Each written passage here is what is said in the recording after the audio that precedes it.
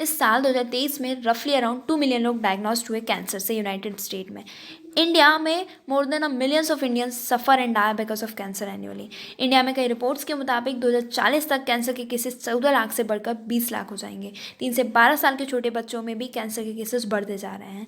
But what is this cancer? ये करता क्या, ये होता क्यों है, कैंसर के सिम्टम्स क्या हैं, कैंसर का ट्रीटमेंट क्या है? ऐसे कंटेंट को देखने के लिए please make sure to subscribe. Our first question is what is cancer. Cancer को ह्यूमन एरा की मोस्ट ड्रेडेड डिजीज मानी गई है। Human body millions and millions cells की बनी हुई है।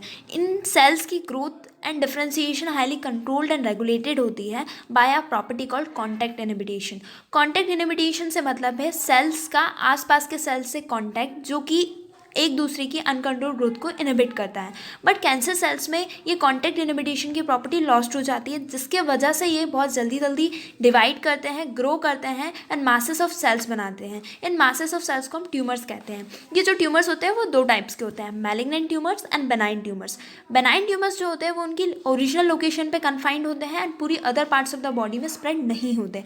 मैलिग्नेंट ट्यूमर जो होते हैं वो मासेस ऑफ न्यूप्लास्टिक और कैंसरस सेल्स होते हैं।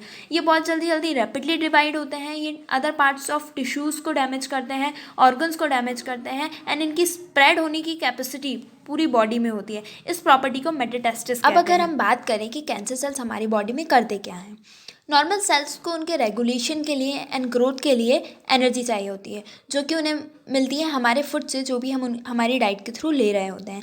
कैंसर सेल्स ग्लूकोज पे फीड करते हैं एंड कैंसर सेल्स हमारी बॉडी में एक्टिवली डिवाइड होते हैं और ट्यूमर्स बना लेते हैं।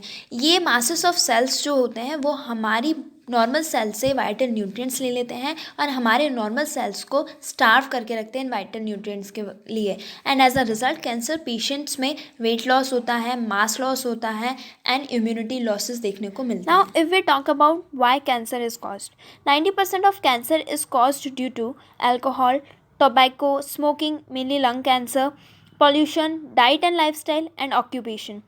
ये नॉर्मल सेल्स का कैंसर सेल्स में ट्रांसफॉर्मेशन जो होता है वो मेनली कार्सिनोजेंस की हेल्प से होता है। कार्सिनोजेंस जो होते हैं वो कैंसर कॉजिंग एजेंट्स होते हैं।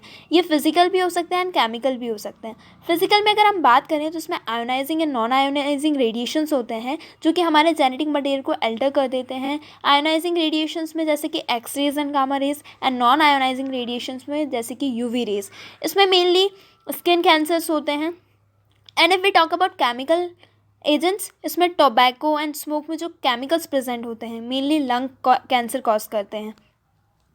अब अगर हम बात करें जेनेटिकली तो जीन्स में म्यूटेशन होना, जैसे कि सेलुलर ऑन्कोजेंस एंड प्रोटो ऑन्कोजेंस प्रेजेंट होते हैं सेल्स में, इनके जीन्स में म्यूटेशन होना तो ये एक्टिवेट हो जाते हैं अंडर सर्टन कंडीशंस में, इससे भी कैंसर कॉज्ड होता है।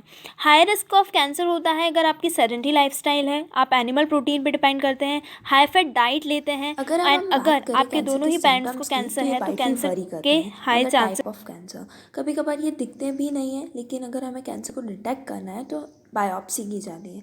बायोप्सी में डैमेज टिश्यू और ऑफ ऑर्गन लिया जाता है, उसको कट करके स्टेन किया जाता है, माइक्रोस्कोप के अंडर स्टडी किया जाता है। कुछ टेक्निक्स होती हैं डिटेक्ट करने के लिए, जैसे कि MRI, मैग्नेटिक रेजोनेंस इमेजिंग। इसमें मैग्नेटिक फील्ड की हेल्प से कैंसर को डिटेक्ट किया जाता है। कंप्यूटेड टोमोग्राफी होती है, CT स्कैन, जिसमें एक्सरेज की हेल्प से 3D व्यूज़ में देखा जाता है। एंड लास्टली रेडियोग्राफी, इसमें एक्सरेज किए जाते हैं। और फिर अगर ट्रीटमेंट की बात करें तो इसमें mainly surgery. And the question which we all are curious about, is cancer curable? So अगर अर्ली डिटेक्शन किया जाए कैंसर का है, डायग्नोसिस किया जाए with proper treatment of cancer, then cancer को हम सक्सेसफुली ट्रीट कर सकते हैं। इन स्टेज 1 एंड स्टेज 2 में 90% ऑफ द सर्वाइवल चांसेस होते हैं कैंसर के पेशेंट्स के, बट इन स्टेज 4 कहना थोड़ा मुश्किल। Thank you for watching and subscribe for more.